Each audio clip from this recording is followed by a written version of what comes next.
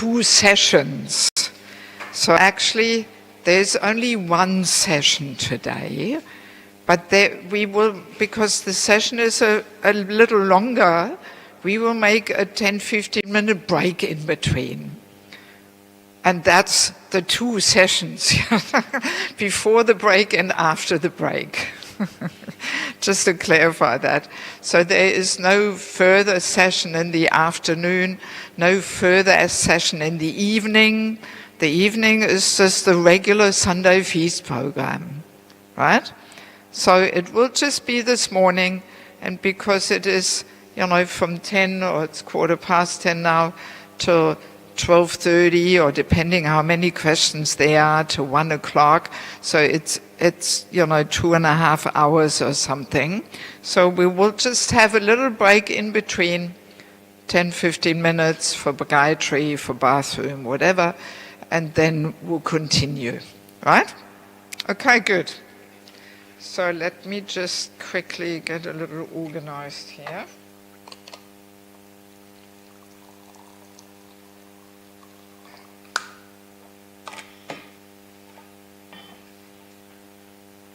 Actually, can somebody take this table to my right side?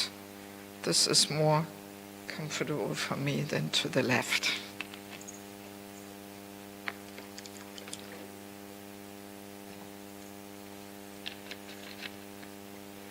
Okay, good. Yeah, that's better. Then I can reach my water here better. Yeah, we can move that a little forward. Yes, perfect. Thank you. Now we are set. Okay. Yeah, so the false ego. Let me share a few little realizations to begin with. That, yes, actually, as you may know, I do like to also conduct holy name retreats. And in September, we will have one in Yugo. And after conducting holy name retreats for quite some years, I actually had this realization that if we don't parallel to our endeavors to get on deeper levels of chanting, if we don't parallel also work on dissolving our false ego, we actually don't really get anywhere. And we can compare our chanting almost like the bath, to a bath which the elephant takes. Because when the elephant comes out of the water, first thing he does with his trunk, he takes all the dust and dirt and throws it on the back of his back. Makes himself all dirty again. So that's really what very easily can happen, that after all our endeavors of chanting nicely and attentively, then very easily we just slip back into our false ego patterns of behaviors.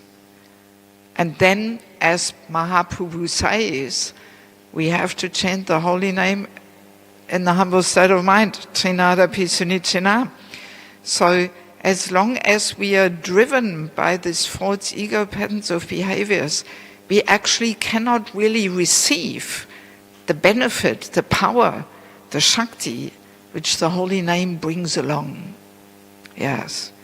And that really I could conceive, that after all these holy name retreats and endeavoring, sitting there for hours, trying to get on deeper levels of chanting, but then we just slip back into all these false ego mechanisms. And then we're kind of trapped, we are stuck, And then I started realizing, yes, this topic of the false ego really deserves more attention. And not only that, I also observed, because after being around for so many years and I'm always observing and analyzing, my mind works like that. So I started observing that actually very easily in the name of Krishna consciousness, we can do the opposite. We can almost completely miss the target, And instead of subduing and dissolving the false ego, we can very nicely boost it and feed it, and oh my God, and Krishna consciousness is giving a lot of opportunities for this, And I started thinking, yes, somehow, we have to give this topic more attention, because false ego is so subtle, and we can easily miss it completely, And another thing is also this interesting phenomenon that the bigger and the more prominent the false ego is, the less we can see it. You would think it should be the other way around, right? That the bigger and more prominent the false ego is, the more we can see it. But no, the less we can see it. And in this regard, I had once this interesting little situation. I know one Mataji in Europe. She has a very strong and dominant false ego, and as a result, she always gets herself into trouble and conflicts. And she was getting a little frustrated and turning to me and revealing her heart. And I thought, okay, let me try and encourage her a little bit, and maybe I can help her to see what the problem is. So I said to her in a very careful way, I said to her, well, I guess our false ego always gets us into trouble. And her response was quite unusual. She was laughing, saying, false ego, come on, what's that? I don't have that. That's how she responded. She was just laughing it off and saying, come on, false ego, what's that? I don't have that. And I was so shocked. I didn't know what to say. A person who is so tortured by their false ego then thinks, I don't have that. What's that? I don't have that. I was completely perplexed. I was shocked. And all I said was, I wish I could say this about myself. That's all I said. Nothing more than that, because I realized there's no use to even try and say anything more, So this is really what it's like. The bigger the false ego is, the less we can see it. It blocks our ears, it blocks our intelligence, we can't hear, we can't understand, and we just think we don't have that. And it's really like that it takes some little purification and some, that we become more perceptive and introspective, and only then we can actually see, I remember in the beginning of my spiritual life, I did not see all these things, But as you become a little more mature, then you will realize, oh, this is so subtle, and almost every day I'm catching myself, where the false ego somehow pushes me to say and do things which I shouldn't say and do, or I respond in a spontaneous way and so on, and afterwards I realize, oh, this was a little, false ego driven there. It's so subtle. Yes. So, and I dare say it really requires some little attention. And I guess this is where also the Vaishnava etiquette and culture comes in again. Because Vaishnava etiquette and culture is designed like this, to help us, as long as we are not spontaneously there of being simply more humble than a blade of grass and more tolerant than a tree. As long as we are not there yet, we need that Vaishnava etiquette and culture, and then we just act according those recommendations and rules, and even though they may be a little external and almost a little artificial to us in the beginning, but as we become purified and as we practice them, they actually become internalized. you know? And then some transformation actually takes place, you know? Yeah, so and I remember also once I gave a little introductory seminar in Vrindavan, actually.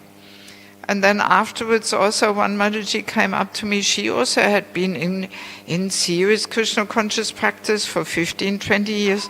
So she came up to me afterwards and she said, "Oh, thank you for presenting this. Now I realize I actually have this false ego," she was saying to me.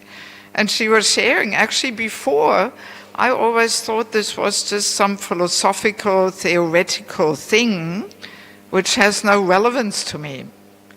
That's what she thought.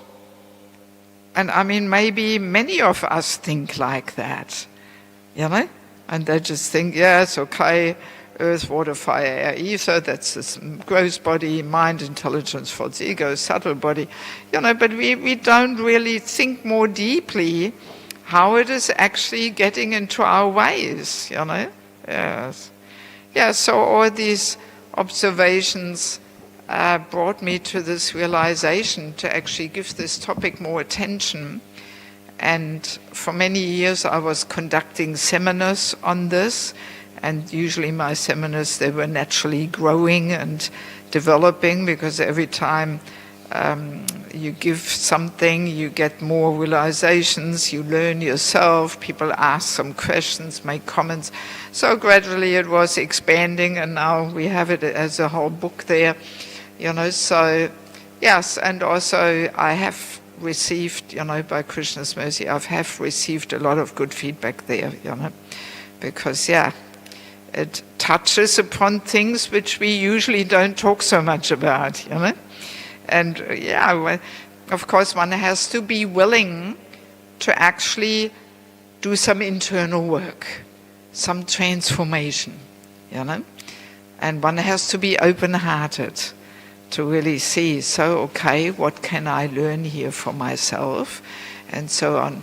But if that openness and that willingness to do some internal work is not there, yeah, then we may just, yeah, feel uncomfortable hearing all these things, you know. The false ego doesn't like it to be addressed, you know.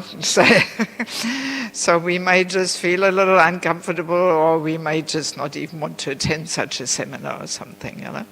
But I find more and more people are actually aware, you know, that Krishna consciousness is a whole deep internal process, and it's not just some external thing of quickly getting initiated and having so many friends on Facebook or something, but that there's a bit more to it, you know.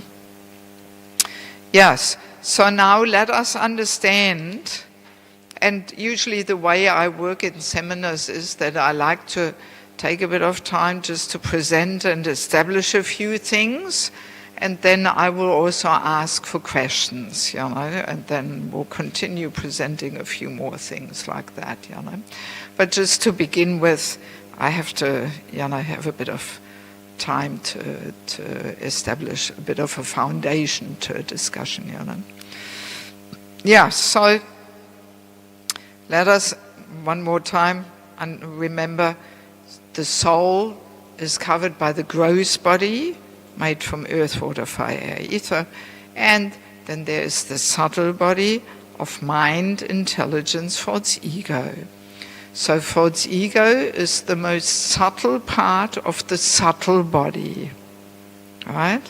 And as we mentioned, it is so subtle that we can very easily miss it.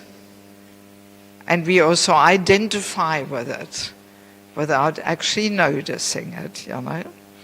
And interestingly, this false ego starts acting on the living entity already at very young age, already in young childhood.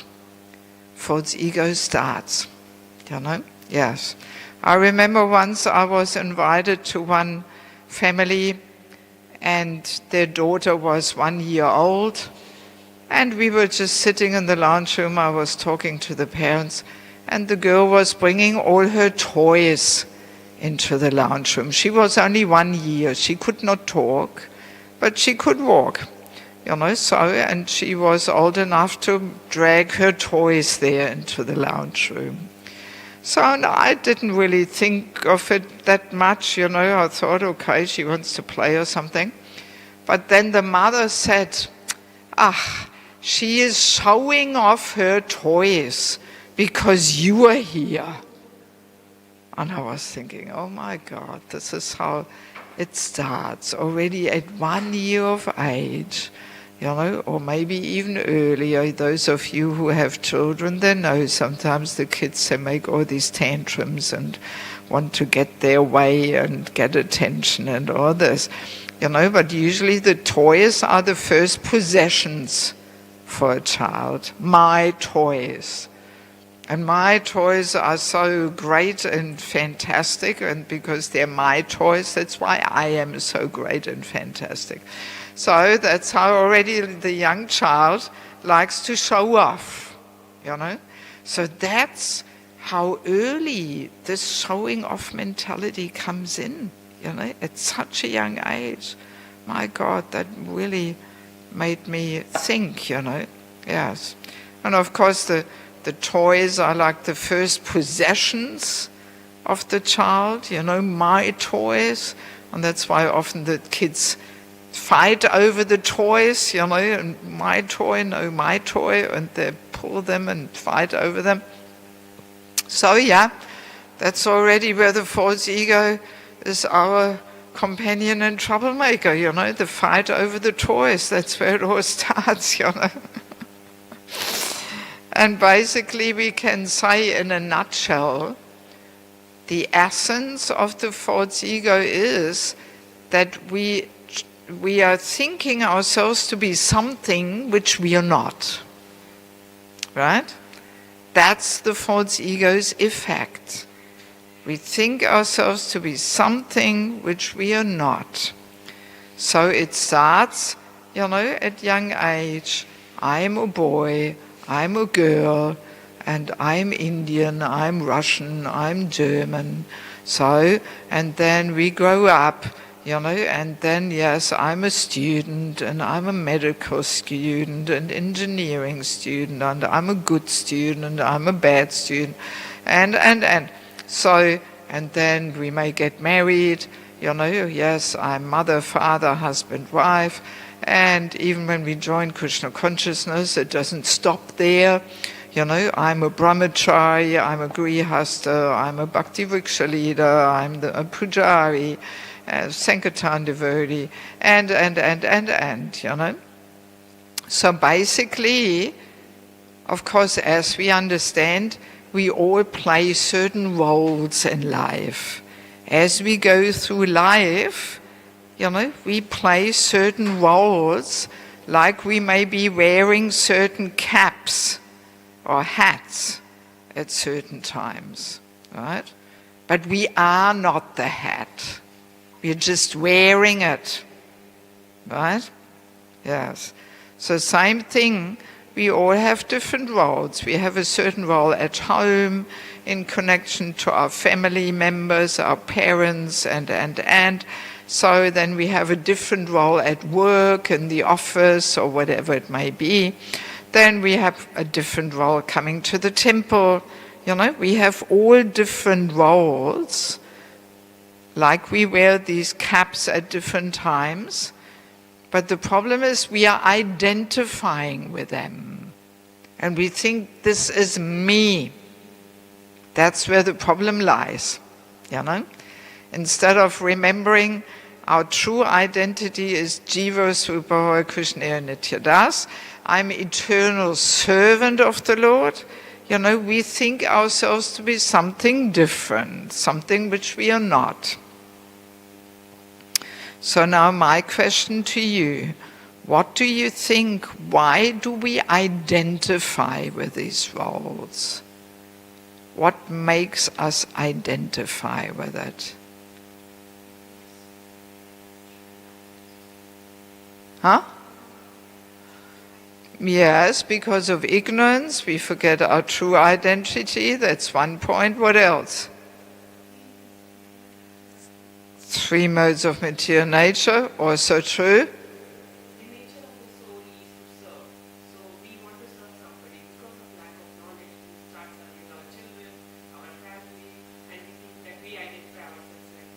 Yes, but yeah, it's also true. But there's still one other answer which I'm waiting for. Okay, so now we're getting closer. Why do we become attached? Why? Yes, because we get some subtle gratification there, especially for the false ego. The false ego wants to have this gratification of being something, somebody, some little recognition, some little fame, and. That's what the false ego is demanding, this gratification of being special and getting some recognition. Yes, that's exactly where this attachment and identification comes from, because we identify through this enjoyment. This enjoyment makes us attached, and then through the attachment we identify. This hat becomes so dear to us then, because it gratifies the false ego's demands on the subtle level, Yes, yeah, very true, very true. And I mean, this gratification is there in all different roles, even the role of being mother. Not so easy to take off that hat, When the children are teenagers, 15, 16, then for the mother she has to take off this hat. So now I'm not the correcting and disciplining mother anymore. Now I have to become friend. I have to put on the I am friend hat, And I have observed this is a challenge for most mothers, because that connection to the child is so deep, so strong. They have served and sacrificed themselves for so many years. So now to let go of that cap, very difficult. And sometimes we find that mothers, even when the son is 40, she still, she still corrects him and chastises him and instructs him, and she still thinks, I'm the mother, I have to, even though he is 40 and he is a grown-up man and he knows what he's doing, and she has to allow him to make his mistakes and so on, Yeah, so, we come across this in all different spheres, And again, we can just imagine we have some kind of a title, some kind of a position, whatever it may be, and then one day maybe some authority comes up to us and says, we decided now somebody else should have this title and position, right? So if we have that mentality of Jiva Supahoy Krishna Nityadas, all I am is servant, then this will not be an issue, Then we will say, yes, sure, all I want to do is serve. And I thought I could serve all the devotees by, doing serving in this capacity as some kind of a leader, head of a department, whatever. But if you have a different opinion, okay, fine, just tell me how to serve. All I want to do is serve. Will not be an issue. But unfortunately, most of the times it doesn't go like that. We have to be honest and, see that usually we are very attached, because this title position gives some gratification. It gratifies the false ego's demands of being somebody, something, And then, this can be a whole big struggle, that sometimes we don't want to let go of that position and somebody has to boot us out there, and then the whole tension, politics, conflicts come about. It can be intense, And yes, observing these things going on, not wanting to criticize or something, but I was just thinking to myself, God, there must be some problem here, we're missing something. If this is still going on after, 30 years of serving and practicing Krishna consciousness, the Shastra promises that detachment will be there and all this. So why are we so attached to these roles and titles? Something is missing, right? Yeah, and these observations also brought me to this understanding that somehow this topic needs some attention, because easily we can miss the whole target of Krishna consciousness. Yes.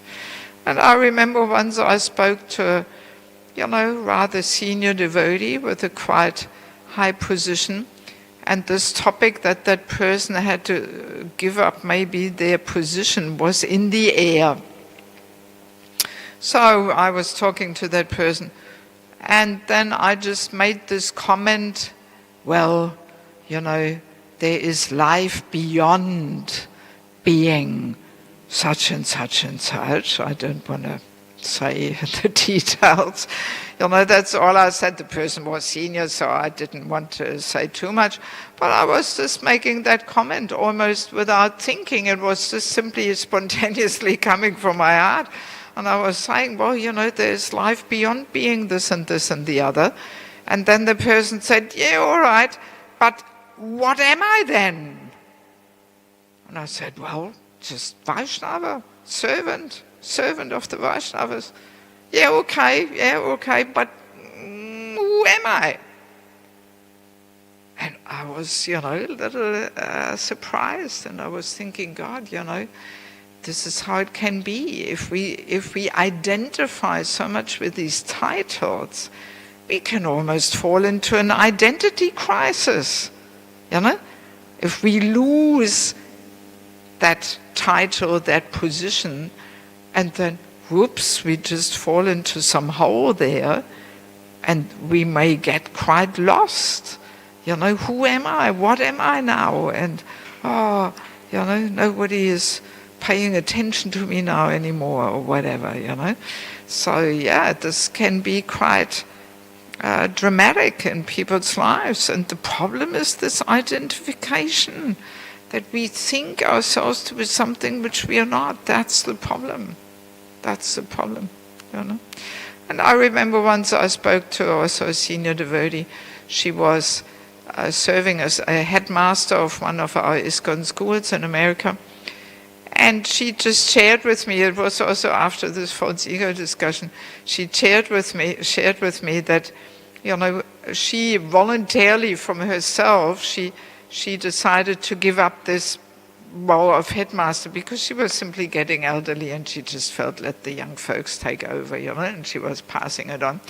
But she was sharing that this was not so easy for her, and she also was, even though it came from herself, and she was also struggling with this a bit to find herself and, who am I now? Because she had done that service for so many years, and then all of a sudden she also fell a bit into a hole and was, had to find her way again and herself again, and bit of an identity crisis there and so on, Yeah, so this comes when we just allow these identification and attachment to creep in, And saying this, of course, does not mean that we should reject the roles and we should not accept any posts and titles. No, of course, somebody has to accept them and serve in that capacity. But we should always try and remember, Jiva Svabhava Krishna Nityadasa. I'm just eternal servant of the Lord, nothing else. I'm not this and that position and title and all that. It's just a temporary function I'm serving in, Yes. And once I was in Mayapur, and I was, kind of accompanying one devotee in his last phase, preparing to leave his body. And he was pretty young. He was only 35 or something. He was from Ukraine, so I knew him well because I was preaching there. And he had leukemia. And he was really just about to leave. But the amazing thing was that he was so determined to stay in this world. He just did not want to leave, even though his body was completely useless, you know. He hadn't eaten for a whole month, and he was just a skeleton. I mean, you know, the doctors were surprised. How can he be alive at all, you know? But that's an interesting point. By the willpower, by the power of the mind, a soul can hang around in a body for quite some time. Even the body is completely useless, you know, but just by that willpower of the mind, you know, the soul can stay in this useless body for quite a while. So I was trying to, you know, it was just after my father had passed away and I had accompanied him the last week. So I thought, all right, let me go and share a few things with him and try to help him to take his mind to, you know, the spiritual world, to leave like that. So then at some stage, I said to him, well, you must feel that you have something really important still to do in this world here. You know, I had that feeling. There must be something that really holds him back here, you know. So that's what I said to him. You must really feel you have something really important to do in this world. And then he said, yes, I am the Bhakta leader in Kiev. I am the Bhakta leader, you know. So and then I realized, wow, this identification, you know, with being the Bhakta leader in Kiev, capital city of Ukraine, that just kept him here in this material world. And I immediately said to him, no, Prabhu, you're not the Bhakta leader in Kiev. You know, you're simply servant of the servant. Krishna has already arranged some other service for you, you know. Yes, he's waiting for you. You know, there's some other service waiting for you. So, you know, you're not the Bhakta leader in Kiev, you know. But that identification, that just really kept him there, you know. So then, but after some time he did realize, okay, it's time to leave. Krishna actually wants me to leave, you know. So, and then he left his body in Mayapur, you know. So, but yeah, this response from his side, you know, I am the Bhakta leader in Kiev. You know, the way he gave that answer, it made me clearly understand, wow, this is how the false ego entangles us, you know. And it's the same in other positions too. As long as we identify, I am mother, you know, or I am grandmother, and I have to be here and do this function, you know, then yes, we can also find ourselves trapped here, you know, and we can't so easily let go and move on. But if we identify with simply being servant, you know, then so much easier to put ourselves in Krishna's hands and say, okay, Krishna, all I want to do is serve you. So please take me to my next destination, to my next service situation, you know. And then we can almost view death as simply being a journey into an unknown service situation, you know. Then it is not so horrifying and scary anymore. It's simply an unknown service situation, you know. We will continue serving, definitely, you know. That's for sure. I think we can say that even if after this life we don't make it back to Godhead yet, but we will be allowed to again serve the devotees, you know. We somehow found that opportunity this life, and I'm pretty sure we will find it also next life, you know. We will simply continue serving. Yeah, so, and all these kind of observations, yeah, gave me this understanding how important it is to try and, discover this whole topic of the false ego a little more deeper and see how we are actually trapped there and how we can free ourselves from this. So I do want to make just a very quick 1-minute exercise with you, that you turn to your neighbors in pairs and you share what is your favorite hat. What is your favorite identity which you're really hanging on to, and the thought of giving that up is worse than death.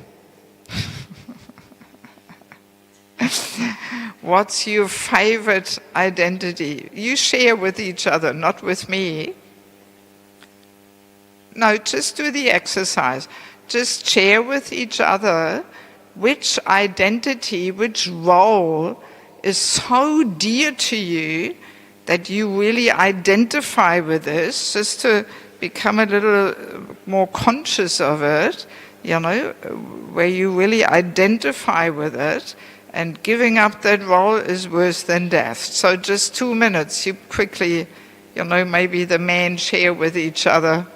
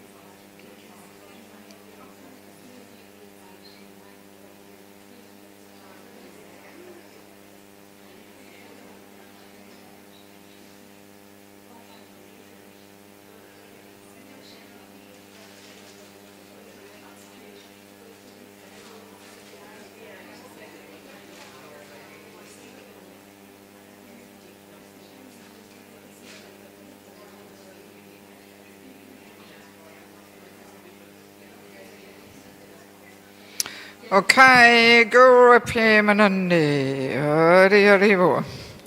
So I hope this little exercise made us more aware and conscious of our favorite hats and roles we are identifying with.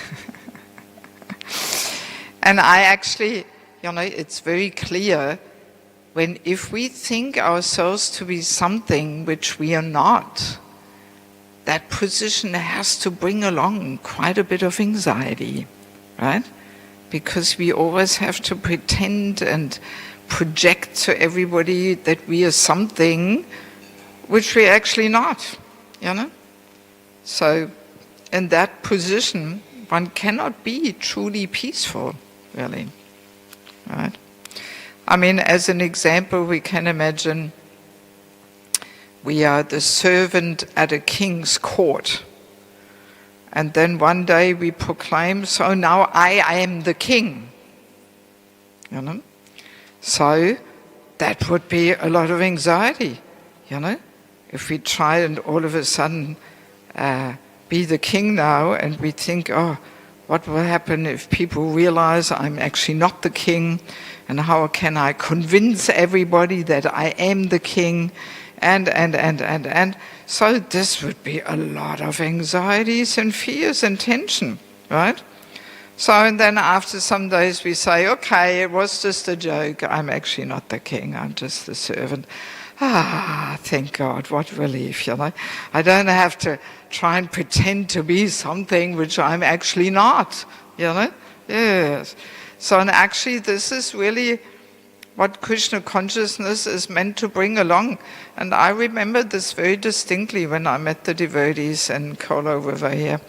You know, I felt a great relief, you know, not having to try and pretend to be something which I'm not, you know. But then very easily in Krishna consciousness we start again accepting all these hats. You know, in the beginning we think, oh good, all I have to do is being a humble servant. Oh great, you know, let me just serve, fantastic. You know, but then it all starts easily again, you know, that we accept all these titles and designations and we identify with them and they give us some little gratification and add, you know, like that, you know. But yeah, that's basically in a nutshell how it is like, that as we become more and more freed from the influence of the false ego, that proportionally we become more and more peaceful and more happy, you know. Yes. So that's how the false ego is really our constant companion and troublemaker. Yes, which always pushes us and tortures us and so on, and pushes us to be something which we are not, you know. And in the Bhagavatam there is this nice analogy where Prabhupada says, life in the material world, it is like a nonsensical stage performance. I have mentioned this already before a few times. You know, I find this very good, this example of the nonsensical stage performance, because that's really what each life is. You know, it is like we are on the stage, we get a certain role, you know, man's body, woman's body, this nationality, that nationality. And we all take it really in, we identify with it. Oh, I'm so busy, I have so many important things to do, I'm a German woman and mother and this and that, running.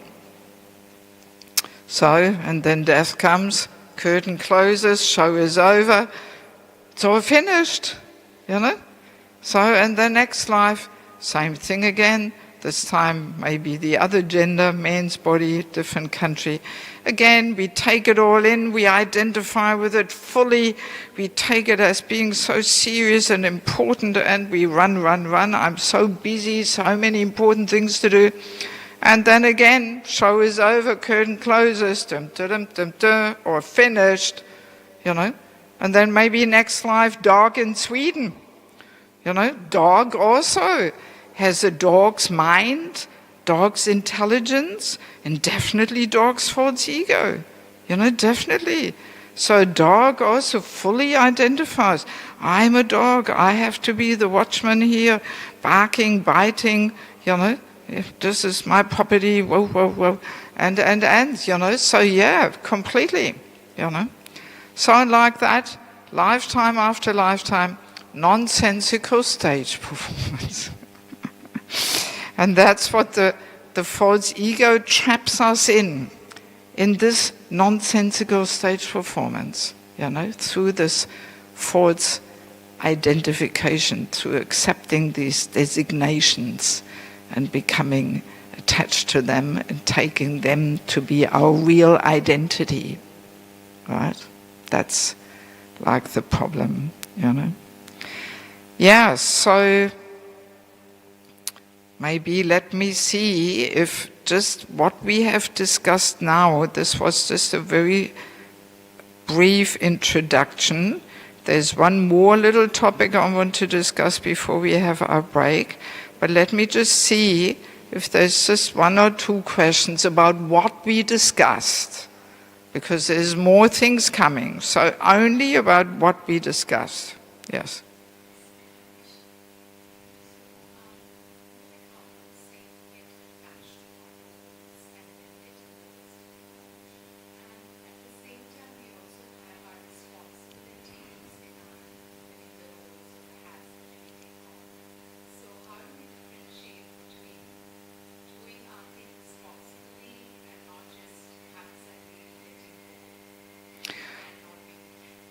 Well, see, it is a very subtle thing of accepting the roles in the mood of wanting to serve and nothing else. Because that's our true identity. We are servant, you know? So we accept our service, our roles, our positions, our titles, simply as service, you know? Same, like for example, for a mother, she should have that vision that Krishna gave her this living entity, you know, in her family to serve that living entity, especially for the next 15, 16 years. She performs that role of being mother as service, you know?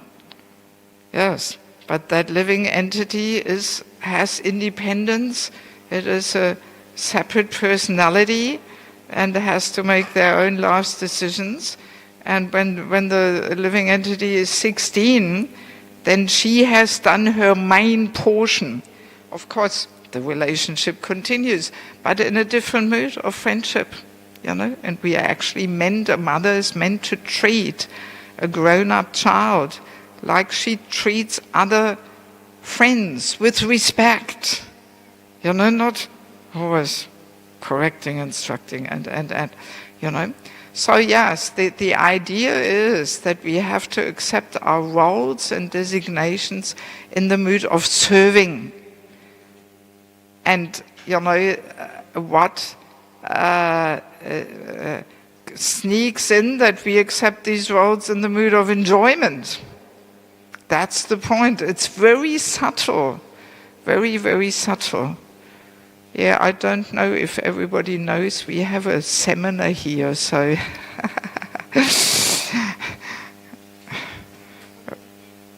oh my God, yeah. This becomes a little disturbing now if everybody here walks through the whole crowd or something. Or maybe people just enter. Hang on.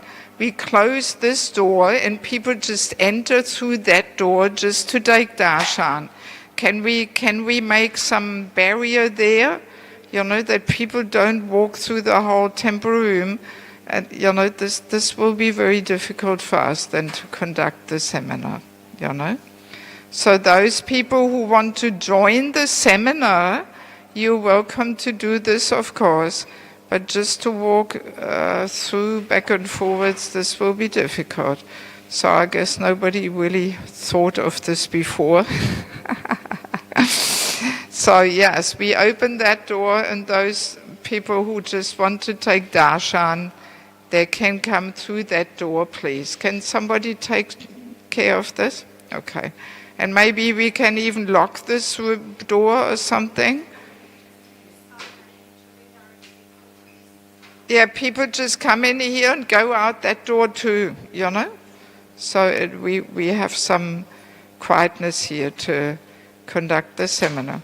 Yeah, so going back to your question, the essence is that we have to accept the roles and positions in the mood of serving, simply wanting to serve. And then very good and simple thing to keep in the back of our minds whenever we find ourselves in a challenging and unpleasant situation, we can always find the answer by trying to make 2 steps back and asking ourselves, am I servant here, or am I trying to be master and controller and enjoyer? You know? And this always gives the solution. Being servant always gives the solution to all different problems in life. You know? And then we can detect how our unpleasant experiences are connected with that fact that we are not a servant, but we want to control and enjoy, Yes, very practical, I keep that in the back of my mind all the time, and whenever I find some challenging situation, I reflect and I look, am I servant here, or am I trying to be master and controller and enjoyer, Yes.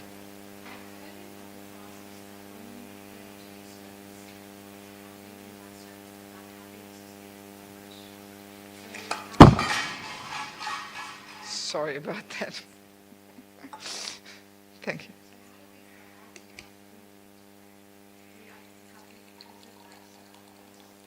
Yeah. Yes. Yeah, good question. I mean, first of all, we cannot just in general say like that this happiness in service is always coming from Krishna,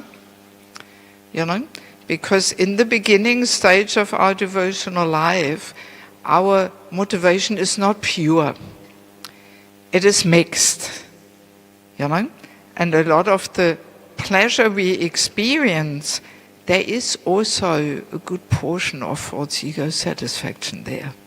It's undeniable, And no need to feel bad about it, because it is a whole transformational journey, So in the beginning, yes, our motive is driven by the false ego, definitely, Our motive, and we will get to this after some time, our motive to serve Krishna is not as strong in the beginning than our false ego motivation, So a lot of the joy we experience is actually also false ego satisfaction.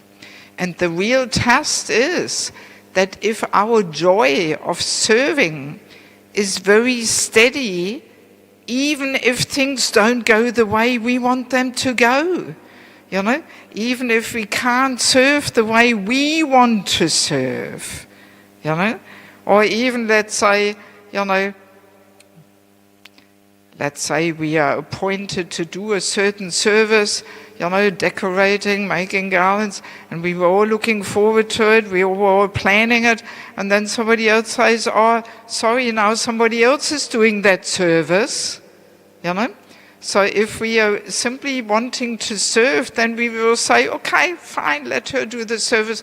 What other service can I do? Even if I clean the floor, it's also service. So if we are just as happy in such a condition, then that means, that kind of steady joy and satisfaction, that comes from Krishna. If it is even in situations where it just doesn't go the way we want it to go, But if we get all frustrated, oh, I was given the service, I made all the plans, that's not fair, and what is this? So obviously, then we are running after this ego satisfaction, which we are now not getting. You understand? And then we get all angry and upset about it, because we realize, oh, now we are missing out on that false ego gratification, Yes. Yeah, so we have to learn, to look a little deeper, like that. Last question before we make a few more points.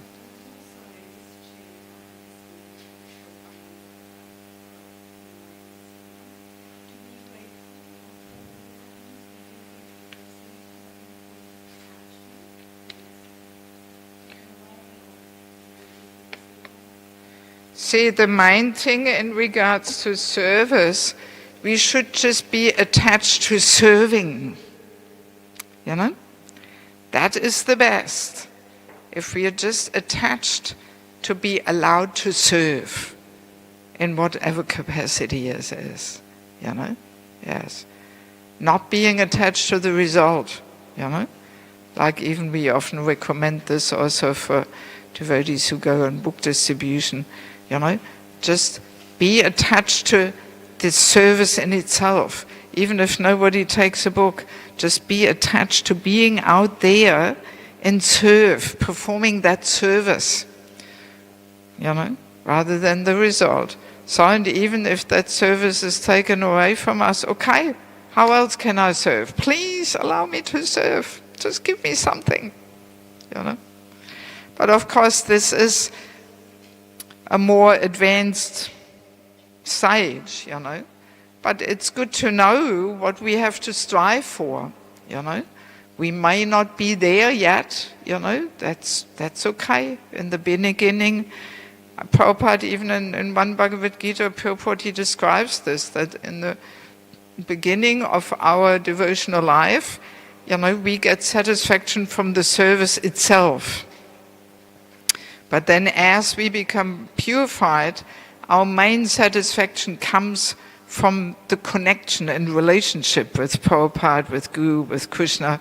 And it's not so important anymore what service we do, you know. In the beginning, we are usually very conditioned and we only like this service or not that service, and we have to be engaged according to our nature and all that. But that's the beginning stage. But then as we become purified, we don't mind how we serve, you know. And we are just happy being with the devotees, pleasing them somehow or other, pleasing Prabhupada and Guru, pleasing Krishna. That's where the main joy and satisfaction comes from, you know. Yes. Yeah.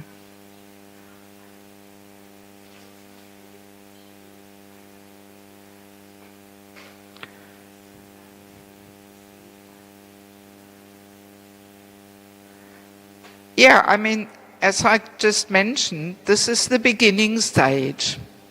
You know, that we engage people according to their natures. That's the beginning stage.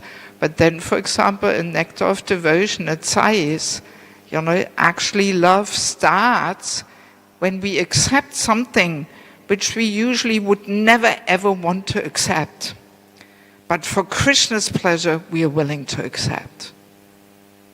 Or if we, you know, give up something which we would never ever want to give up, but for Krishna's pleasure, we are willing to do that. So then comes in that mood of sacrifice, and that's what love means. That we sacrifice our personal likes and dislikes and interests and comforts and conveniences, and we are ready to do anything. That's when bhakti starts. You know? So that's why we say in the beginning, yes, in the beginning we need to be engaged according to our abilities. But even in the beginning stage, good to also do something little which we don't like to do so much. You know? Just to learn to be unconditional. Right? Because let's be honest, if we like a certain activity, we probably would do that activity anyway, you know. And all right, we dovetail it and we give the result to Krishna, but it's not that we purely doing it for Krishna. No, let's be honest, we like to do that activity, you know, and there's nothing wrong with it, but it's just not yet on the pure level, you know. The pure level, the pure bhakti starts when we are willing to do something which we usually would never do. You know? But for Krishna, we are willing to do anything. That's when bhakti, when the level of bhakti begins. You know? So I do want to move on and just make one more point, and then we will have our 10-15 minute break. So I'd like to bring in now one verse from Bhagavad Gita, This is chapter 18, verse 58. There Krishna gives us like two options to act, two choices. And he says, if you become conscious of me, you will pass over all the obstacles of conditioned life by my grace. This is option number one. And then comes option number two. If, however, you do not work in such consciousness, but act through false ego, not hearing me, you will be lost. Yes. So let us have a look again at these two options. So option number one is we act in Krishna consciousness, meaning we are conscious of Krishna, we are conscious of our position, we are conscious we are a servant and nothing else, right? And acting in that way also means we are following Krishna's recommendations and instructions. So if we act like that, then Krishna promises we will pass over all the obstacles of conditioned life by his grace. So this is quite amazing actually, because in the Bhagavatam the ocean of material existence is described as an ocean which is impossible to overcome. But that ocean shrinks, to the size of a hoof print of a calf. Right? That analogy is there. And if you go for a walk and you step over a hoof print of a calf full of water, no big deal. You don't even notice it. Right? So this whole ocean of material existence shrinks to that size of a hoof print of a calf, not a cow, but a calf, even smaller, So no big deal to cross over that, no big deal. By Krishna's grace, it's no big deal. So that's what we experience if we act with this mindset of being servant, and following his advice, instruction, recommendation. So that's number one way of acting. But then the other one, if you do not work in such consciousness, but act through false ego, not hearing me, you will be lost. So that's the other option Krishna gives us, So if we are driven by the false ego, by these designations, if that is the main and foremost motivating force, then usually false ego, we can't hear Krishna, blocks our ears, blocks our intelligence, we can't hear, we can't understand, and sooner or later we are lost. At the latest, on the moment of death, when we have to do another round in the material world, But usually also so much already before then, And this is also a very practical thing, that when we look back in our life and we consider different situations where we met a few challenges and unpleasant moments, when we really have a look there and see, was I servant there? Or was I trying to be master, controller, enjoyer? Then if we are a little introspective and honest, we can see, yes, I was somehow motivated by false ego. I wanted to be the hero, I wanted to show off and do something and this and that. So, and then we get some negative situation there for ourselves. We were not just the humble servant, but we tried to be something else. And then we entangle ourselves, So you can, in some quiet moment, you can reflect and look back. And usually when we are at that moment, we don't see, We cannot recognize.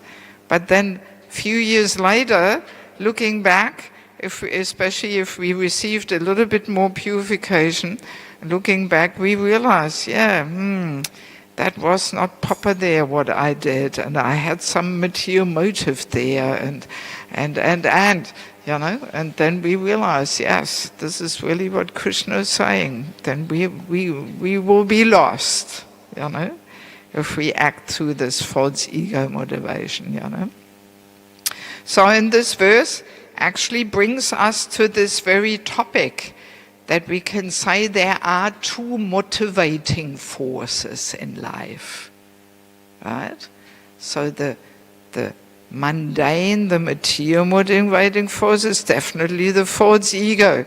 Like my bank in Germany, they have this motto on their website: everybody has something which keeps him going.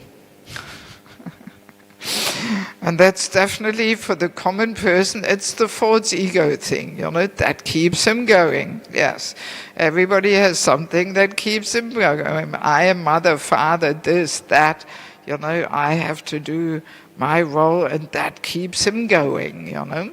So that's the false ego motivating force. And false ego motivating force also means that there is this ambitiousness. I want to become this and that and the other. You know, that's the way, the path to success in material life. That we are motivated by the false ego, and we are hanging on to some designations which we think will give us a lot of enjoyment and recognition and false ego gratification, and we ambitiously endeavor for them. You know, I want to become doctor, lawyer, whatever, you know, guru, sannyasi, great famous kirtaniya, whatever it may be, you know. So that is the more mundane motivating force of the false ego. And as Vaishnavas, we should have a different motivating force. Yes. Very important to understand, because, you know, we are in the middle of materialistic life, and out there, this is the motivating force, you know, to become something. There is this ambitiousness there, and that also invites the competition, you know, the envy, stepping on each other's head, getting up there, you know, and. So that's really the mundane way to endeavor for success. And there's so much unpalatable, you know, energies and moods involved in there, you know, because it's full of envy and competition and. So, but in spiritual life, we have a different motivating force. The motivating force in spiritual life should be, all I want to do is serve. That's really what our meditation should be, because that is our constitutional position. We are servant, nothing else, you know. And I find this very important and also very comforting to understand that as a devotee, we don't have to chalk out a whole career. What do I want to be here in Krishna consciousness? No need. All we have to do is concentrate on serving in whatever capacity it may be. And we have that faith that if we just serve, Krishna as Paramatma in the heart will recognize our sincere desire to serve, and all the right opportunities and doors will open at the right time. They do, you know. Yes, Krishna arranges it. Because of course, Mahaprabhu, Prabhupada, our gurus, our authorities, they want that Krishna consciousness spreads. So if we just serve in a responsible and reliable and dutiful way, then service opportunities will come to us. They will come to us without having to ambitiously endeavor for them. They will come to us. It's very natural. That's how it works. Paramatma in the heart sees our sincere desire that we want to serve, and from that everything else develops. It really works like that. Yes. I mean, you can even see, you can look at our first generation of devotees, our Maharajas and preachers and Prabhupada disciples. They got empowered by their desire of simply sacrificing themselves for Prabhupada's mission. They didn't chalk out somehow career there, I want to become this or that or the other. No, their love for Prabhupada just inspired them to sacrifice their life for Prabhupada. And that empowered them to become sannyasi, guru, and yes. So that is, the path to success in spiritual terms, that we just want to serve. And from there, everything else comes to us, And I experienced this also in my own life. I remember I was giving once this seminar in Mayapur, and then when we were discussing these two motivating forces, there one devotee from the audience was saying, but Mataji, did you not plan to become, a traveling preacher and an author of books and all these things? And I realized, no, I've never planned like that. I've never even had the idea that this would ever come up in my life. No, not at all. But I was trying to simply give myself in service, whatever I was given, I was really trying my best to give my heart and soul in service. And then all these orders came, Actually, especially in regards to preaching or writing, the order has to come from above. Yes. The order has to come from above, from our seniors, from our gurus. They have to order. You should preach, you should write. That's how it should go. Not, I have to preach, I have to write. False ego motivation, Yes, because then we think ourselves to be such an important person and everybody has to hear what we say or something. No, that's not, there's nothing worse, than a preacher thinking that, he has to talk all the time or something, We have to be invited and ordered, And if we are not invited and ordered, all right, then we serve in a different capacity. There's so much service to be done. We should be just attached to serving and then see what orders, what opportunities, what invitations come up. Yeah, that's how we should act in for spiritual success. No need to invite this ambitiousness from material life into our spiritual practice. Because false ego has such a contaminating effect that the best idea, the best plan gets completely poisoned if it is presented with false ego. That, I know better and everybody should hear what I've got to say. If we present anything in that mood, becomes contaminated.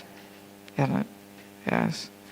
And also once I heard a nice statement that if we find ourselves in the position where we feel actually I could be doing so much more for the Lord, for Prabhupada, but somehow it's not happening, that the opportunities are not coming. So that means that Krishna sees that we are not ready to handle the success. In other words, we are not spiritually mature enough to deal with the success. In other words, we would get too proud. And that's why Krishna puts the handbrakes on. And he doesn't allow us somehow, to do what we think we could be doing. So this is a very nice way to see things, you know. And I also experienced that in my own life. I remember, you know, at some stage, some 10, 15 years ago, I felt, oh, actually, I could do so much more, but somehow it wasn't happening, you know. And now looking back, I very much understand why it wasn't happening then, you know, because I was just not ready, and I needed a bit more purification, and I still need so much more purification, but then even more. And that's the power of devotional service. If we just patiently wait and serve, you know, then we do become purified. And if we chant nicely and hear and so, and then Krishna knows when the right time is for us to do something, you know. And Krishna is like he's protecting us from getting carried away and puffed up there with our big successes and all this, you know. Yeah, so it's good thing to keep in the back of our mind, you know. So yes, I do want to have a break now, just for 10-15 minutes, but let us conclude this first introductory session, you know, by understanding that yes, this false ego is really our constant companion and troublemaker, and it tortures our minds, you know, with so many thoughts and ideas and things, you know. Like, for example, when we find ourselves in the situation where we can't let go of a certain thought or certain experience, you know, if it goes on and on and on around in our heads, in dialogues, monologues, when we can't drop it, right? You have that experience? Or is it only me who knows this? No. Yes. So this is always a sure sign that the false ego takes us for a ride, you know? Yes. And pushes us and harasses us and demands, oh, you were right actually, and oh, they shouldn't have said that, and actually you should have said this and this and this, and you know, so, oh my God, you know, it's torturous, you know, yes, and that's the false ego, you know, demanding that subtle gratification of being right and being superior and you know, yes.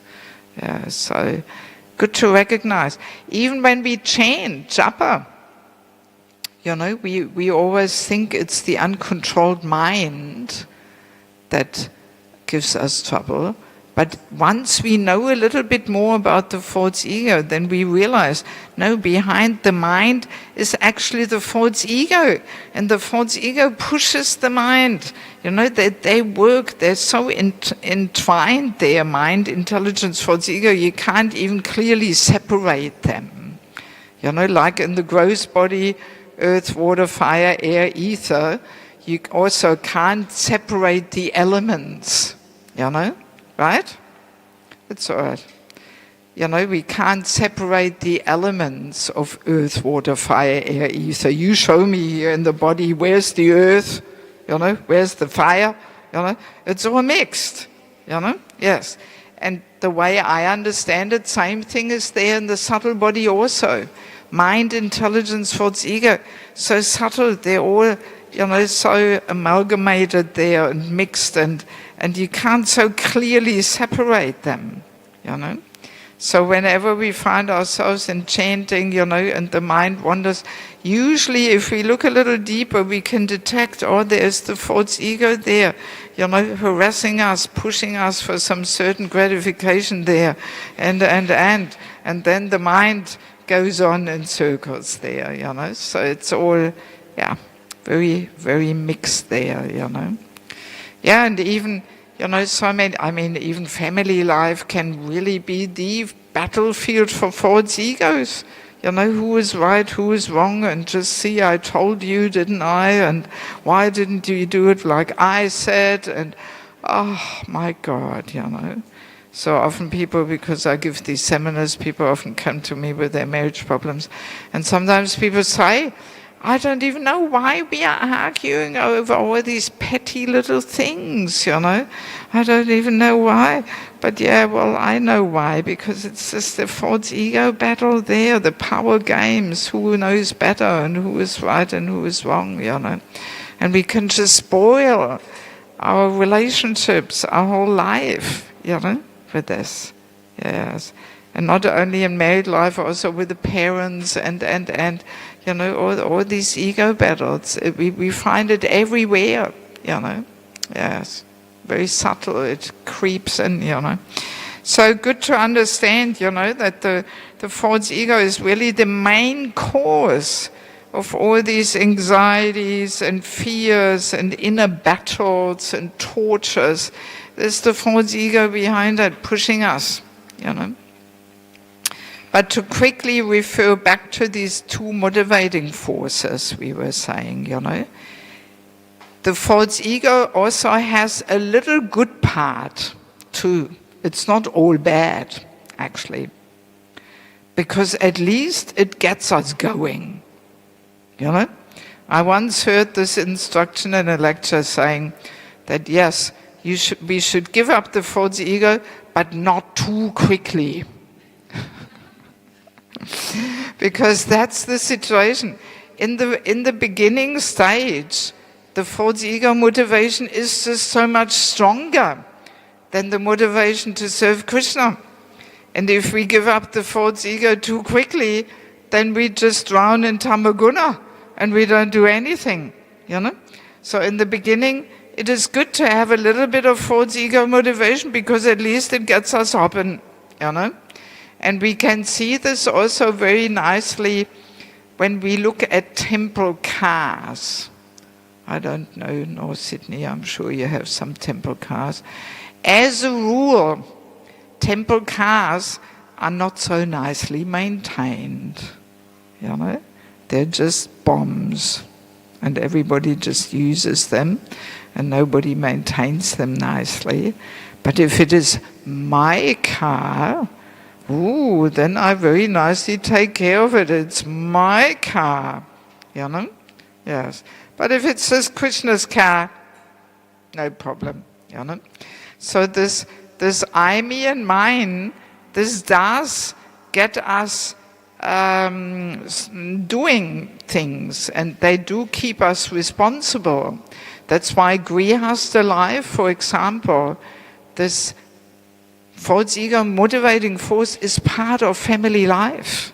This I, me and mine is a part of it that motivates us to be responsible, dutiful. My family, my house, my garden, you know, my car, my children.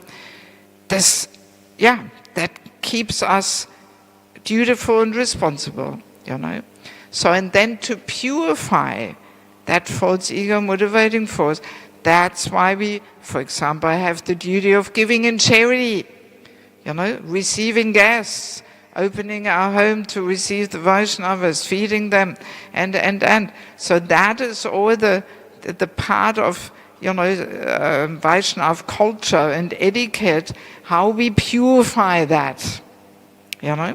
So, and then, as we practice sincerely Krishna consciousness and acting initially on this false ego motivation and performing the purifying duties and cultural aspects, then gradually we become freed and we become, you know, detached. And then gradually the motivating force of wanting to do something for Guru and Krishna, that becomes predominant.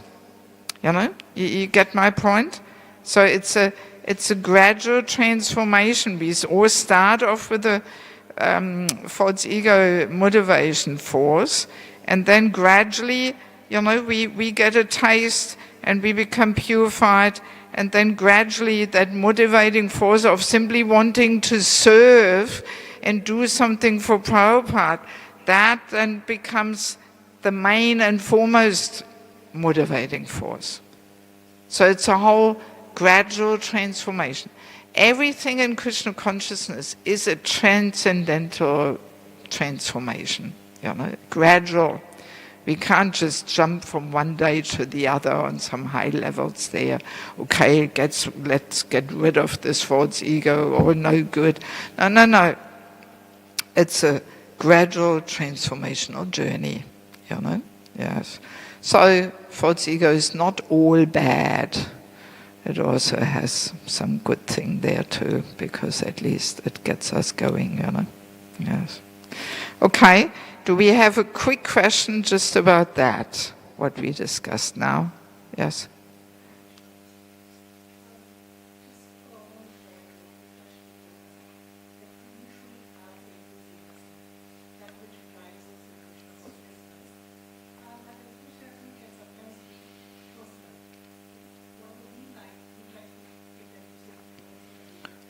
Mm.